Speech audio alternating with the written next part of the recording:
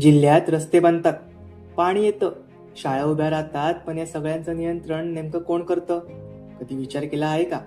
सध्या महाराष्ट्रात स्थानिक स्वराज्य संस्थाच्या निवडणुकीचे वारे सुरू आहे. त्यातीलच एक प्रभावी संस्था म्हणजे जिल्हा परिषद.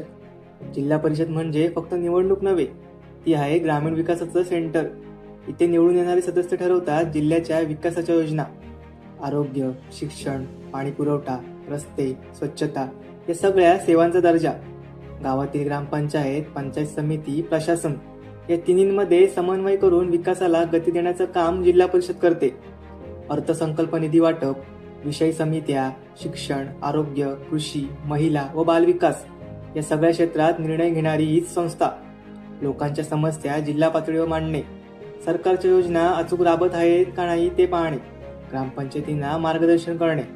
म्हणून जिल्हा परिषद ही फक्त संस्था नाही, ती आहे तुमच्या जिल्ह्याच्या भवितव्याची मुख्य शिल्पकार.